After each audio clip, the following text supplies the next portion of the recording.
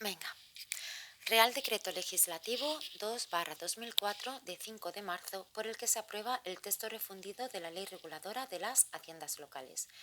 Última actualización publicada el 31 del 12 del 2020. Vamos por el título 1, Recursos de las Haciendas Locales, capítulo 4, Participaciones en los tributos del Estado y de las comunidades autónomas. Artículo 39. Participaciones en los tributos del Estado y de las comunidades autónomas.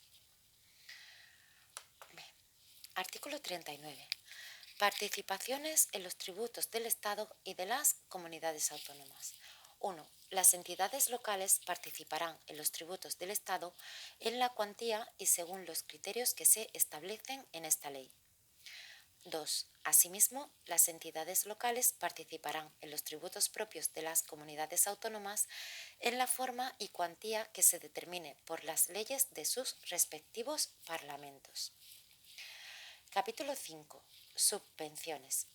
Artículo 40. Subvenciones. 1. Las subvenciones de toda índole que obtengan las entidades locales con destino a sus obras y servicios no podrán ser aplicadas a atenciones distintas de aquellas para las que fueron otorgadas, salvo en su caso los sobrantes no reintegrables cuya utilización no estuviese prevista en la concesión. 2. Para garantizar el cumplimiento de lo dispuesto en el apartado anterior, las entidades públicas otorgantes de las subvenciones podrán verificar el destino dado a estas. Si tras las actuaciones de verificación resultase que las subvenciones no fueron destinadas a los fines para los que se hubieran concedido, la entidad pública otorgante exigirá el reintegro de su importe o podrá compensarlo con otras subvenciones o transferencias a que tuviere derecho la entidad afectada, con independencia de las responsabilidades a que haya lugar. Capítulo 6. Precios públicos. Sección primera. Concepto. Artículo 41. Concepto. Las entidades locales podrán establecer precios públicos por la prestación de servicios o la realización de actividades de la competencia de la entidad local, siempre que no concurra ninguna de las circunstancias especificadas en el artículo 20.1b mayúscula de esta ley. El artículo 20 se titula Hecho imponible. El punto 1 dice: las entidades locales, en los términos previstos en esta ley, podrán establecer tasas por la utilización privativa o el aprovechamiento especial del dominio público local, así como por la prestación de servicios públicos o la realización de actividades administrativas de competencia local que se refieran, afecten o beneficien de modo particular a los sujetos pasivos. En todo caso, tendrán la consideración de tasas las prestaciones patrimoniales que establezcan las entidades locales por.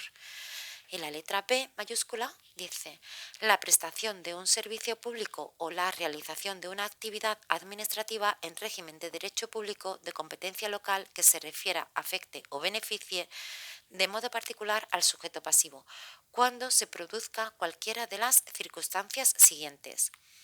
A. Que no sean de solicitud o recepción voluntaria para los administrados. A estos efectos no se considerará voluntaria la solicitud o la recepción por parte de los administrados cuando venga impuesta por disposiciones legales o reglamentarias, cuando los bienes, servicios o actividades requeridos sean imprescindibles para la vida privada o social del solicitante. B. Que no se presten o realicen por el sector privado, esté o no establecida su reserva a favor del sector público conforme a la normativa vigente. Bien, ese era el artículo 20.1b mayúscula. Artículo 42. Servicios y actividades excluidas. No podrán exigirse precios públicos por los servicios y actividades enumeradas en el artículo 21 de esta ley. Bien, el artículo 21 de esta ley se titula Supuestos de no sujeción y de exención. 1. Las entidades locales no podrán exigir tasas por los servicios siguientes: A. Abastecimiento de aguas en fuentes públicas. B. Alumbrado en vías públicas. C. Vigilancia pública en general. D. Protección civil. E. Limpieza de la vía pública. F. Enseñanza en los niveles de educación obligatoria. 2. El Estado, las comunidades autónomas y las entidades locales no estarán obligados al pago de las tasas por utilización privativa o aprovechamiento especial del dominio público, por los aprovechamientos inherentes a los servicios públicos de comunicaciones que exploten directamente y por todos los que inmediatamente interesen a la seguridad ciudadana o a la defensa nacional. Bien, ese era el artículo 21. Seguimos. Sección segunda. Obligados al pago. Artículo 43. Obligados al pago.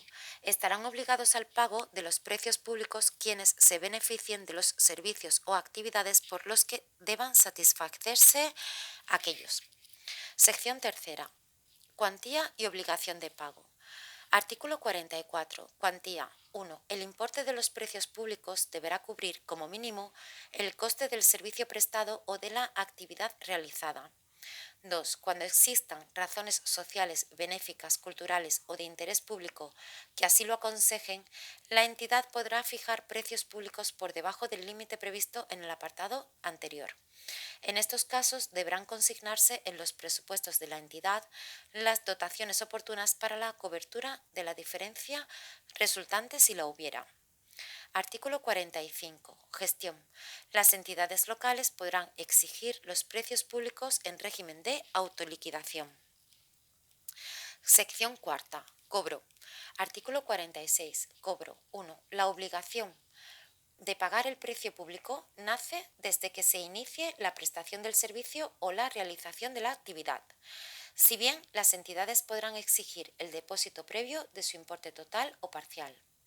2. Cuando, por causas no imputables al obligado al pago del precio, el servicio o la actividad no se preste o desarrolle, procederá a la devolución del importe correspondiente.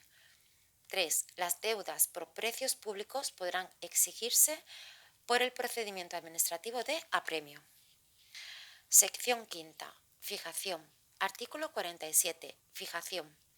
1. El establecimiento o modificación de los precios públicos corresponderá al Pleno de la Corporación, sin perjuicio de sus facultades de delegación en la Comisión de Gobierno, conforme al artículo 23.2b de la Ley 7/1985 de 2 de abril, reguladora de las bases del régimen local.